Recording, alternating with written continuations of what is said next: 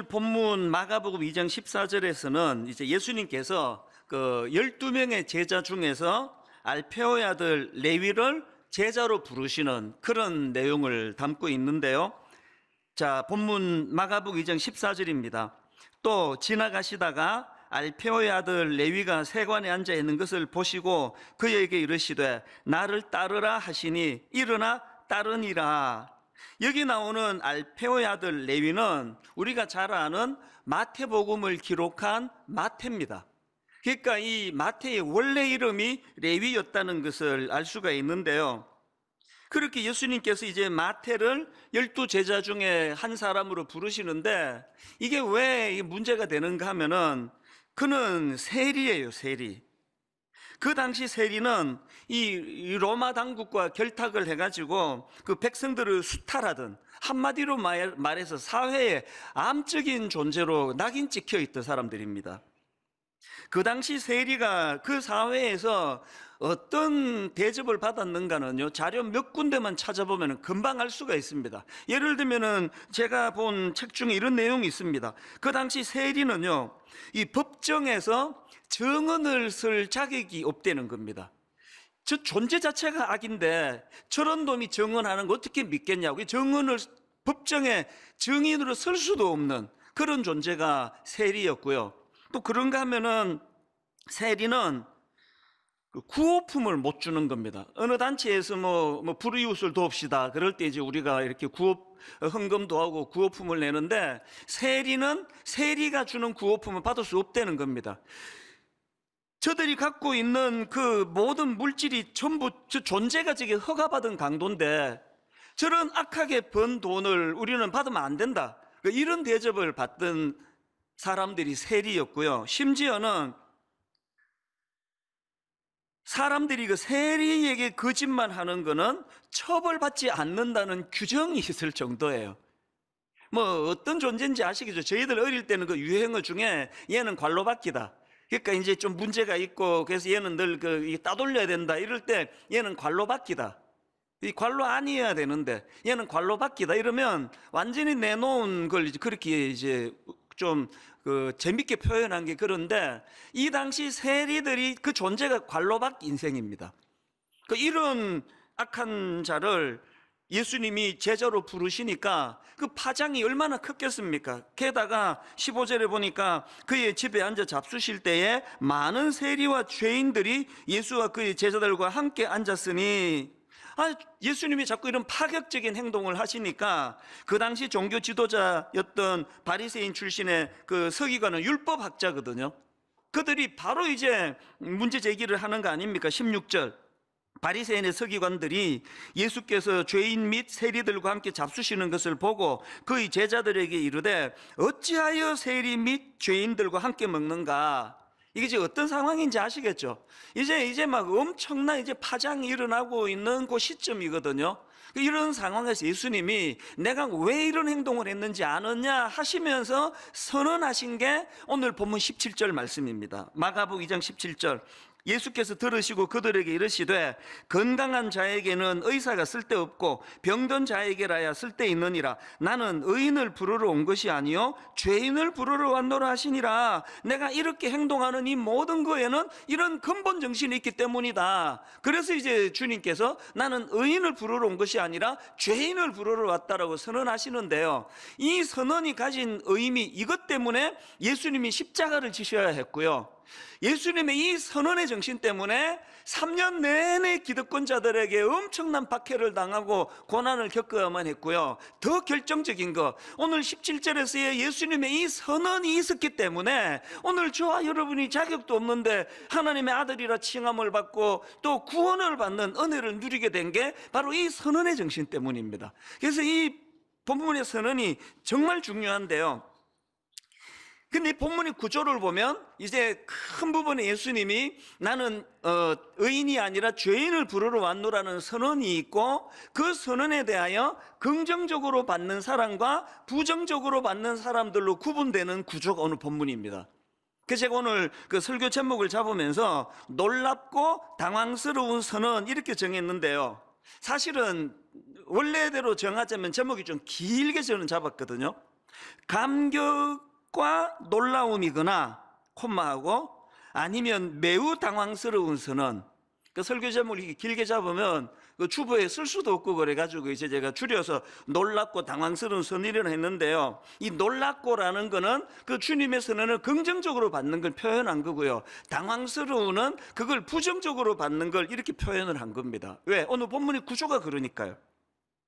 그래서 이제 나는 의인을 부르러 온 것이 아니라 죄인을 부르러 왔다. 이 예수님의 선포에 대하여 감격과 놀람으로 받는 그 부류, 그게 이제 그 세리 마태, 제자로 부름받은 세리 마태고요.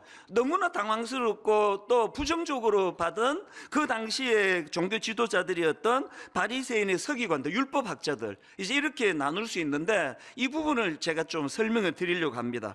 이 두 부류 중에 먼저 살펴볼 부류는 죄인을 부르러 오셨다는 선포를 긍정적으로 받았던 세리 마태예요. 그는 예수님의 부르심에 두 가지로 반응을 했는데요. 첫 번째 반응이 뭡니까? 즉각적인 결단입니다. 오늘 본문 마가복음 2장 14절을 보십시오. 또 지나가시다가 알페오의 아들 레위가 세관에 앉아 있는 것을 보시고 그에게 이르시되 나를 따르라 하시니 일어나 따르니라. 이게요, 일어나 따르니, 이게 간단한 표현이지만 사실은 이 짧은 일어나 따르니라라는 이 말 안에는 지금 이 어마어마한 그 세리 마태의 자기 희생, 결단, 자기가 누리던 모든 기득권을 다 포기하는 것들이 다 담겨져 있는 엄청난 결단을 저렇게 짧게 표현한 것. 제가 몇 주 전에 그 마가복음 1장을 제가 설명을 드리면서 그 고기 잡던 베드로와 안드레를 주님이 부르실 때 그들이 그물을 버려두고 주님을 따랐다 할 때 칭찬을 많이 했잖아요. 근데 사실 여러분, 이 어부가 이 그물을 버리고 주님을 따랐는데 이게 좀 따라 보니까 내가 생각하던 그 예수가 아니네. 그러면요, 철물점 가가지고 그물 몇 푼 안 주고 다시 살 수 있습니다. 여기에 반해가지고 지금 세금 징수자였던 마태가 지금 일어나 따른 일 안에 자기가 하던 것들을 다 포기하고 따른다는 건 그물을 버리는 것과는 차원이 다른 이야기예요. 지금 사람들이 이거는 지금 허가받은 강도다, 이거는 흡혈귀다, 이건 민족의 매국노다, 그런 소리를 들으면서도 절대로 그 기득권을 포기할 수 없었던 건 거기서 어마어마한 부가 창출되기 때문 아니었습니까? 지금 마태는 그걸 버려두고 그걸 포기하고 예수님을 따르는 거거든. 그래서 이제 이 세리 마태가 그렇게 하고 예수님을 따랐는데 좀 따라 보니까 이게 내가 생각하는 그 메시아가 아니네? 그러면 마태 인생은 끝장이에요. 어떻게 돌아갑니까? 그물은 새로 사면 되지만. 그래서 이제 똑같은 내용을 사건을 다루고 있는 그 누가복음은 이걸 이렇게 강조합니다. 누가복음 5장 27절 28절입니다. 그 후에 예수께서 나가사 레위라 하는 세리가 세관에 앉아 있는 것을 보시고 나를 따르라 하시니, 그 다음 보세요. 그가 모든 것을 버리고 일어나 따르니라. 예수님을 따랐다는 그 안에는 그가 모든 것을 버리고라는 의미가 담겨져 있다는 겁니다. 이렇게 엄청난 결단을 강행하는 것으로 죄인을 부르러 오셨다는 주님의 선포를 호의적으로 받았고요. 그런가 하면은 두 번째로 세리 마태가 보여준 건 잔치를 배설했습니다. 오늘 본문 15절에서는 예수님께서 그의 집에 앉아 잡수실 때에 이렇게 표현했는데요. 같은 내용을 다루고 있는 누가복음 5장에 보면은 이게 잔치였고 그거를 배설한 사람이 마태라는 것을 알 수가 있습니다. 자, 5장 29절을 보십시오. 누가복음 5장 29절. 레위, 이게 세리 마태라 그랬죠. 레위가 예수를 위하여 자기 집에서 큰 잔치를 하니에요. 지금 예수님의 부르심 앞에 순종했던, 그가 했던 게 잔치를 배설했는데요. 저는 누가복음 5장 29절에서 주목하는 게 예수를 위하여예요. 지금까지 이 세리 마태는요, 단 한 번도 다른 사람을 위하여 살아본 적이 없는 인간이에요. 상대방의 눈물을 흘리게 만들더라도, 그래서 그 보이스 피싱 같은 사람들이 참 악한 게요, 그렇게 사기를 당한 사람들이 그 흘리게 될 눈물 이런 데는 안중에도 없는 거 아닙니까? 사기를 쳐서 돈만 얻어내면 되는, 마태가 이런 종류의 사람이었는데 그가 예수님의 부르심을 받자마자 변화된 게 예수를 위하여예요. 여러분, 신앙생활은요, 예수를 위하여예요. 신앙생활은 그 예수를 위하여 안에 예수님이 그토록 사랑하는 이 타인들을 향한 태도가 바뀌어지는 것을 내포하고 있는 거거든요. 여전히 그렇게 예수 믿는다 하면서도 자기 것에 집착하고 단 한 번도 누구를 위하여 살아본 적이 없는 그런 사람은 절대로 세리 마태의 길을 가고 있는 거 아닙니다. 이 예수를 위하여. 그런가 하면은 이 잔치를 배설했다는 이 말씀 앞에서 중요한 한 가지가 더 있는데요, 이 마태가 배설한 잔치가 보여주는 이미지는 기쁨입니다. 기쁨. 누가복음 15장에 보면은 이제 그 탕자의 비유에 둘째 아들이 허랑방탕하게 생활하다가 아버지한테 돌아와 가지고 염치가 없어서 이제 나는 뭐 아들이라 부를 자격도 없습니다, 그냥 뭐 종으로 써주세요. 그러니까 아버지가 뭐 거두절미하고 배설한 게 잔치예요. 손에 가락지를 끼워주고. 그런데 누가복음 15장에 보면은 그 의미를 이렇게 부여합니다. 15장 23절에 보니까 아버지가 이렇게 말씀하십니다. 살찐 송아지를 끌어다가 잡으라, 우리가 먹고 즐기자. 그러면서 그 잔치의 의미를 24절에서 이렇게 부여합니다. 이 내 아들은 죽었다가 다시 살아났으며 내가 잃었다가 다시 얻었노라 하니 그들이 즐거워하더라. 세리 마태가 주님을 만나고 배설한 게 잔치예요. 그 기쁨을 표현하는 거예요. 내 안에 넘치는 기쁨을 이웃들과 나누기를 원하는 사랑의 표현이 잔치예요. 전에 제가 한번 이 말씀을 드린 적이 있는데요, 이 영국 런던의 그 버킹엄 궁은 뭐 이 관광의 세계적인 관광 명수 중에 하나 아닙니까? 저도 오래전에 이제 런던에 갔다가 거기를 한번 본 적이 있는데 막 사람들로 막 인산인해를 이루거든요. 그런데 저는 이 버킹엄 궁 하면은 딱 한 이미지밖에 떠오르지 않습니다. 그 건물 한중앙에 세워진 깃대가 있거든요. 그 깃대에 영국 여왕이 지금 내실에 계시다, 이 안에 지금 이 건물 안에 여왕이 계시다 하는 것을 표현할 때는 그 깃대에다가 깃발이 펄럭여요. 그리고 영국 여왕이 지금 외출을 해서 그 안에 그 내실에 계시지 않는다 할 때는 깃발을 내립니다. 그래서 이 관광객들이 뭐 그냥 여왕이 계시나 안 계시나 막 뒤질 필요 없습니다. 깃발 보면 알아요. 그 중앙에 있는 깃발이 펄럭이면 여왕이 지금 내실에 있는 거거든요. 예수 믿는 세리 마태가 예수를 영접하고 잔치를 배설해서 이렇게 기쁨을 표현한다 그랬습니다. 오늘 여러분, 우리가 예수 믿는다는 의미는요, 그분이 내 안에 내주한다는 뜻이고요, 그분이 내 안에 내주할 때 영적인 이 버킹엄 궁인 우리 내면은 기쁨의 깃발이. 그래서 제가 장례 같은 거를 치르다 보면 그 너무나 급작스럽게 남편이 돌아가시거나 아내가 돌아가시거나 또 뭐 자녀가 먼저 하나님 앞에 부름을 받는 이런 장례를 당하면은요, 막 안절부절해요. 막 잠이 안 와요. 무슨 설교를 할 거며, 가서 내가 뭘 위로를 할 거며. 그렇게 장례를 제가 집례를 하려고 참석을 하고 보면 정말 그 슬픔을 당한 그 유가족들 옆에 가는 것도 제가 부담스러워요. 무슨 말로 위로하겠냐고. 그런데 어떨 때는 그 당사자가 뚜벅뚜벅 오세요. 안 알겠다는 거죠. 목사님이 지금 민망해 한다는 거, 힘들어 한다는 거. 위로를 해줍니다. 목사님 걱정하지 마세요. 사실 지금 마음이 무너져 내리는 절망이 내 마음을 뒤흔들고 있는 것도 사실입니다만, 그런데 이 순간에 성령님이 내 마음에 기쁨을 주신다는 겁니다. 이 슬픔을 이길 수 있도록 기쁨을 주신다는 게, 노래를 주신다는 겁니다. 그래서 목사님 너무 그렇게 걱정 안 하셔도 됩니다. 뭐 이런 극단적인 사례가 아니더라도요, 오늘 지금 코로나19로 너무나 어렵고 뭐 전 세계가 지금 이게 뭐 어떻게 돼가는지 모르는 이런 상황에 장래가 불안하고 앞이 캄캄한 이런 상황에서 저는 예수 믿는 저와 여러분 내면에 주님이 계심을 증거하는 깃발이 펄럭이는 인생이 되시기를 바랍니다. 이건 분명 너무나 힘든 상황인데, 이거는 절망인데, 희망이라고는 이제 없는 것 같은데 이상하게 그 마음 안에 이 부분에 빼앗기지 않는 기쁨이 펄럭이고 있는 상태, 이게 세리 마태가 보여주는 잔치의 상태거든요.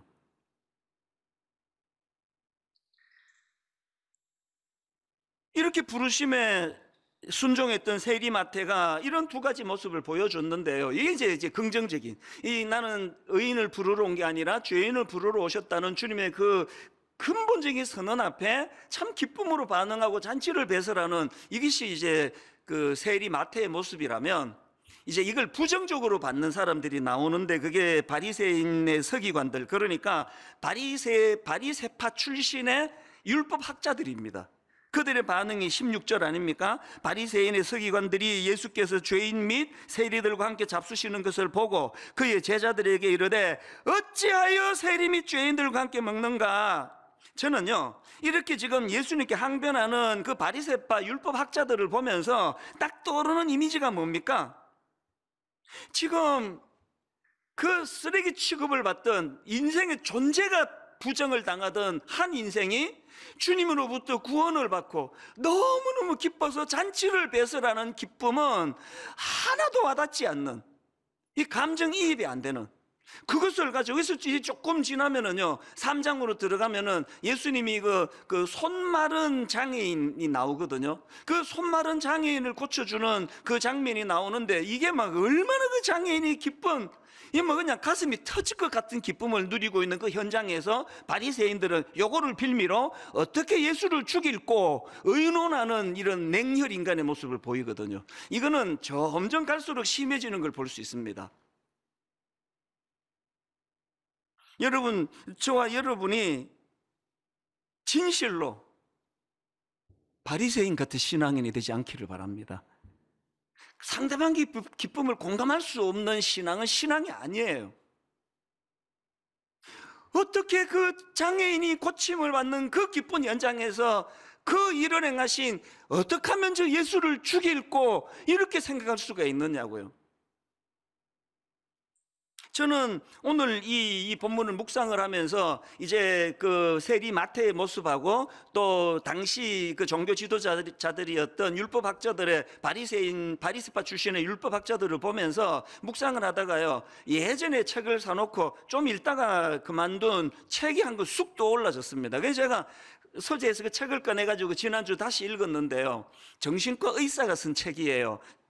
당신이 옳다, 이런 제목의 책인데요, 그 제목에서 그 당신이 옳다가 뭘 의미하는지 저자가 이런 표현을 씁니다. 여기서 말하는 당신이 옳다는 것은 그 사람의 존재 자체를 수용하는 차원에서의 옳다는 거예요. 막 행위에 대한 건 따로 구분해 두더라도, 무슨 짓을 저질렀다 할지라도 이런 거죠. 내 아들이 또 내 딸이 어떤 그 욕먹을 짓을 했다 할 때 그 행위에 대한 평가와 심판은 반드시 누군가는 할 거예요. 해야 돼요. 그러나 부모인 우리는 그럼에도 불구하고 그 존재를 수용해주고, 그럼에도 불구하고 너는 사랑받을 수밖에 없는 존재라는 걸 인식하도록 만들어주는 차원에서 당신은 옳다라는 겁니다.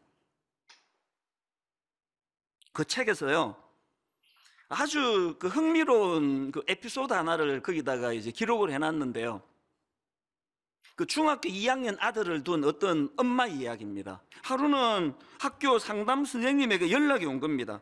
학교에서 그 중2 아이들 그 우울증 측정 조사 이런 걸 했더니 우리 어머니의 아들이 지금 그 자살 충동 요인까지 있을 정도로 그 우울증 증세가 있는 것 같습니다. 빨리 이제 그 병원으로 가보시는 게 좋겠습니다. 이게 뭐 엄마로서는 이게 청천벽력 같은 얘기 아닙니까? 그래서 이제 연락을 받고는 그 아들을 데리고 청소년 전문 정신과 의사를 찾아갑니다. 그 이런저런 검사를 받았는데 불행하게도 결국은 우울증 진단을 받습니다. 그래서 이제 그 병원에서 이제 통원 치료를 받으면서 약물 치료를 겸해야 됩니다. 그래서 이제 얘를 데리고 이제 병원으로 갔더니 얘가 딱 첫날 병원에 갔다 오더니 선언을 해버리는 거예요. 나 이제 더 이상 이 병원 안 간다. 그리고 약 안 먹는다. 여러분, 우리나라 중2 아시죠? 이분이 안 간다 그러면 모시고 갈 장사가 없습니다. 이분이 안 드신다 그러면 끝이에요. 안 가겠다는데, 병원에 약 안 먹겠다는데, 이 엄마로서는 이게 엄청난 근심 아닙니까? 그런데 이 시간이 지나면서 엄마가 보니까 이게 희한한 일이 벌어지는데 얘 정상이 점점 호전이 되고 있는 거예요. 이게 어떻게 된 건가 봤더니요, 시간이 좀 지난 다음에 그 중2 아들이 무슨 이야기를 하는 거기에서 힌트를 얻은 거예요. 그 아들이 뭐라고 얘기하는가 하니까, 자기가 오랜만에 병원을 오가면서 오랜만에 엄마 손잡고 그렇게 오간 것도 참 좋았고, 특히 병원 근처에서 엄마와 함께 먹었던 돈가스가 너무나 맛있었다. 어리니까 이제 뭐 그게 내게 많이 뭐 힐링이 됐다 이런 말은 못했지만 벌써 그 얘기를 하는 거 아닙니까? 그리고 결정적인 거, 얘가 하는 말이, 이제 자기 엄마하고 자기하고 이제 그 의사 선생님이 이제 진단해 주시는 그 얘기를 듣고 얘가 우울증입니다 그랬을 때 얘가 자기 엄마를 본 거예요. 자기 엄마를 봤더니 그 엄마 눈빛이 막 흔들리고 눈물을 막 흘리시는, 당연한 거 아닙니까? 근데 여러분, 그 책에서 그 중2 아이가 뭐라고 얘기하는가 하니까, 그 엄마 눈에 눈물이 고이고 눈동자가 흔들리는 그 엄마의 모습을 보면서 얘가 어떤 안도를 했느냐, 아, 엄마가 나 때문에 힘들어 하시는구나. 그 엄마의 흔들리는 눈동자에서 자기 존재감을 확인하고 마음이 편해졌다는 겁니다. 그래서 결국은 그런 것들을 확인했기 때문에 약을 안 먹어도 병원은 안 가도 우울증이 호전이 되더라, 치료가 되더라. 그 이야기가 뭘 이야기하는 겁니까? 그 책 제목 그대로예요. 그 사람의 존재 자체가 수용을 받고 인정을 받는 것 같은, 거기에서 어떤 약보다도 강력한 효과가 나타나더라는 그 얘기 아닙니까? 여러분, 지난주에 제가 읽어드린 어떤 초신자분의 간증의 글 기억나시죠? 교회란 데를 생전에 가본 적이 없는 이분이 그날 이 자리에 앉자마자 울고 또 울고 울고 또 울고, 마치 내가 울려고 여기 온 사람처럼 그렇게 눈물을 쏟으며 1년 반 동안은 하나님을 알고 싶은 몸부림치는 그 모든 동력이 바로 이 책 제목과 똑같은 거예요. 세파에서 시달렸는데 주님이 그를 만나주시면서 네 존재가 사랑받을 수밖에 없는, 당신은 옳다. 거기에 이 초신자가 마음이 무너져 내린 거 아닙니까? 자기 존재가 수용되는 것 같은 주님의 수용하심, 안아주심을 경험했기 때문에, 저는 그 책을 읽으면서 그 마음이 좀 아팠습니다. 그리고 교회랑 관련한 질문이 막 계속 머리에 맴도는 걸 제가 경험했습니다. 과연 오늘 분당 우리 교회가 이 아이가 경험한 수용되는, 자기 존재감이 수용되는 그 은혜로 말미암아 지금 여기서 치유가 일어나고 있는가?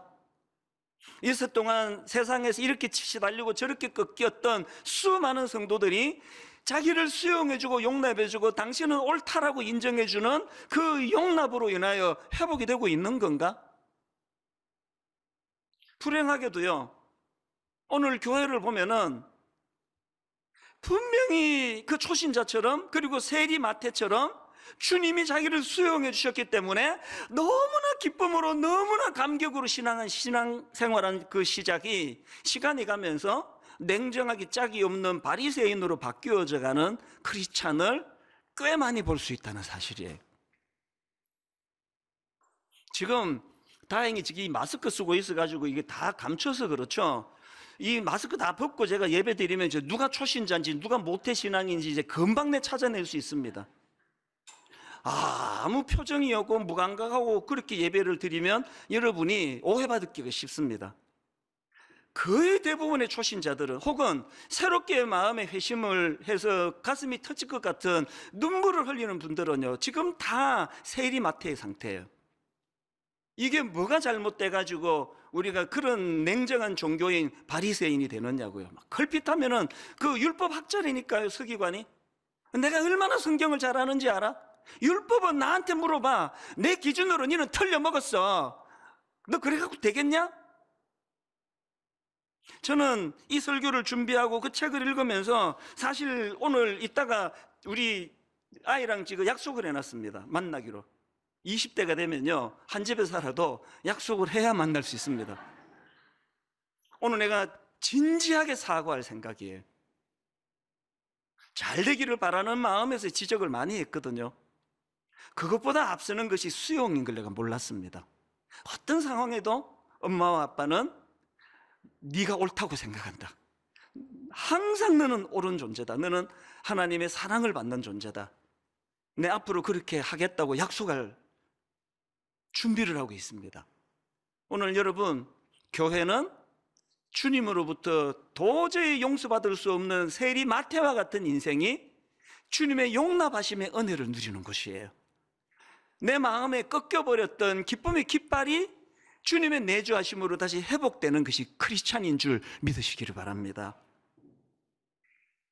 저는 오래 예수 믿어도 여전히 세리 마태가 가진 그 기쁨과 감격을 유지하기 위하여 어떻게 해야 되는가, 본문을 중심으로 한 두 가지로 정리를 해보았는데요. 여러분, 첫째로요, 오랜 세월이 지나도 여전히 세리 마태가 가진 기쁨과 감격을 회복하시려면 자기 스스로에 대해서는 죄인임을 인식해야 된다는 겁니다. 17절을 다시 보십시오.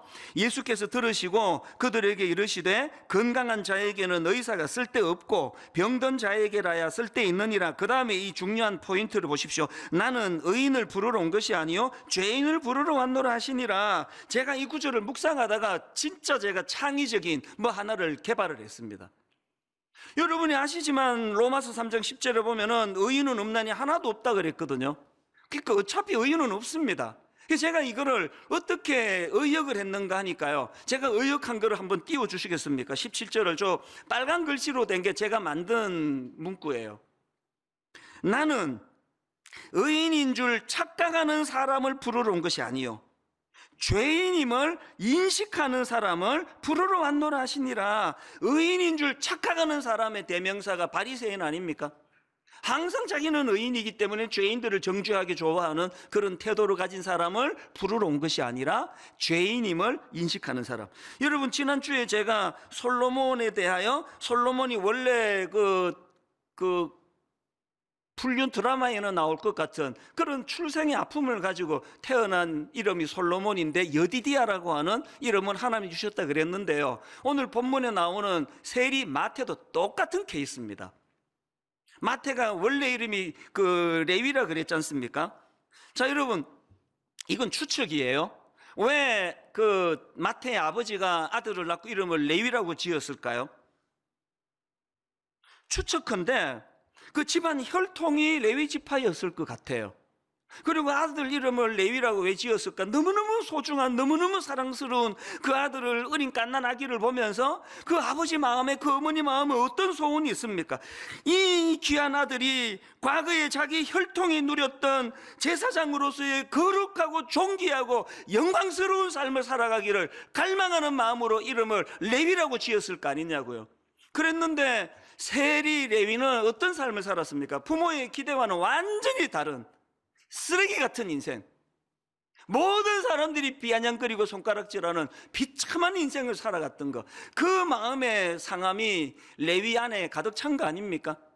그랬기 때문에 예수님께서는 세리 레위를 부르시고 그에게 마태라는 새로운 이름을 주세요.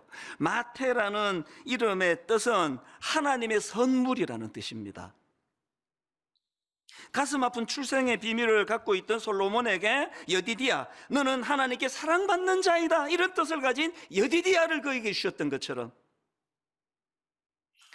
이 이름과 관련해서 참 흥미로운 게 하나 있는데요, 이 사복음서 중에서 마태복음은 이제 오늘 본문의 주인공인 마태가 기록을 했고 나머지는 이제 다른 저자들이 있었는데요, 참 재밌는 게 뭐냐, 나머지 사람들은 이 마태를 부를 때 옛날 이름을 사용합니다. 자, 보십시오. 누가복음 5장 27절입니다. 그 후에 예수께서 나가사 레위라 하는 세리가 세관에 앉아 있는 걸 보시고, 레위라고 지금 부르고 있죠. 또 그 다음에 마가복음 2장 14절, 오늘 본문도 마찬가지입니다. 또 지나가시다가 알페오의 아들 레위가 세관에 앉아 있는 것을 보시고, 여기도 이제 옛날 이름 레위를 쓰고 있는데요, 당사자, 마태복음을 기록한 당사자는 자기를 어떻게 부르느냐. 자, 마태복음 9장 9절입니다. 예수께서 그곳을 떠나 지나가시다가 마태라 하는 사람이 세관에 앉아 있는 것을 보시고, 자기는 지금 원래 이름을 쓰지 않고 새로운 주님을 만난 이후에 부여받은 새로운 이름을 쓰고 있고요, 더 놀라운 게 뭔지 아십니까? 마태복음 10장 2절 3절을 보십시오. 자기를 어떻게 부르는지 보세요. 12 사도의 이름은 이러하니 베드로라는 시몬을 비롯하여 그의 형제 안드레와 세베대의 아들 야고보와 그의 형제 요한, 빌립과 바돌로메, 도마와 세리 마태. 과거에 그렇게 쓰레기 같은 존재였던 자기를 이렇게 까발릴 필요가 없지 않습니까? 가려도 되는 거 아닙니까? 다 그냥 이름을 다 불렀는데 왜 자기의 부끄러운 과거 세리마태라고 기록을 했을까요? 전 이 마음을 너무 잘 알아요. 왠지 아세요? 사람들이 저보고 이찬수 목사 설교를 들어보면은 저 사람은 굉장히 솔직한 사람이야, 그런 얘기를 가끔씩 해요. 천만의 말씀이에요. 제가 솔직한 사람이라고요? 절대 아닙니다. 제가 자기 오픈을 잘한다고요? 맞습니다. 잘해요. 근데 오픈할 만한 것만 오픈하는 거예요. 다 오픈 안 합니다. 안 한 거 많습니다. 제가 저를 오픈한다는 건 그게 해결이 됐다는 뜻이에요. 제가 나 미국에서 대학까지 나왔는데 영어 진짜 못합니다. 그건요, 영어 못하는 내 열등감이 해결이 됐다는 뜻이에요. 안 그러면 절대 안 드러냅니다. 영어로 된 거 절대 읽지도 않을 거예요. 외모 가지고 제가 막 그렇게 좀 비하를 할 때가 가끔씩 우리 형제들은 막 안타까워 죽으려 그래요. 네가 그 정도는 아닌데. 제가 어릴 때 외모에 열등감이 좀 있었거든요. 절대로 안 드러냈습니다. 막 공개적으로 영어 못한다, 외모가 이렇다, 내가 뭐 이런 약점 저런 약점 있다는 건요, 제가 오픈하는 그 모든 건 다 주 안에서 다 해결이 됐다는 뜻이에요.